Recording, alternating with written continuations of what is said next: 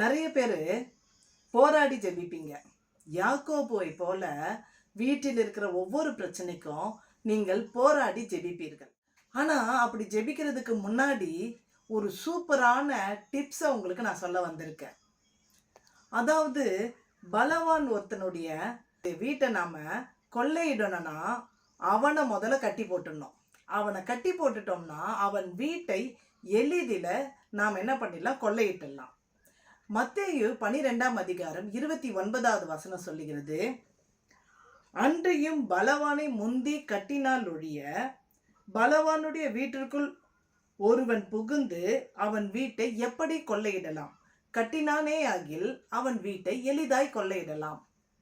அதாவது சாத்தானானவன் நம்மளை எப்படியாவது ஜெபத்தில் வீழ்த்தும்படிக்கு, ஆசீர்வாத குறைவை உண்டாக்கும்படிக்கு, நம்ம கர்த்தர்கிட்ட நெருங்கி வருவதை தடை செய்யும்படிக்கு எப்படியாவது நம்மை விழுங்க பார்ப்பான். ஆனால் பலவானை நம்ம முன்னாடி கட்டிட்டோம்னா, நீங்கள் ஜெபிக்கிறீங்கன்னா ஜெபிப்பதற்கு முன்னதாக உங்கள் வீட்டு வாசலில் நிலைக்கால்களில் இயேசுவின் ரத்தத்தை தெளித்து பலவானாகிய சாத்தானை முந்தி கட்டுங்க. அவனை கட்டிட்டீங்கன்னு வச்சுக்கோங்களேன், உங்கள் ஜெபங்கள் எல்லாவற்றிற்கும் மிக எளிதாக பதிலை பெற்றுக்கொள்ள முடியும். எல்லாத்துக்கும் மேலே அந்தகார வல்லமையின் கிரியைகள் உங்கள் ஹார்ட்டையும் உங்கள் மைண்டையும் டச் பண்ணவே முடியாது.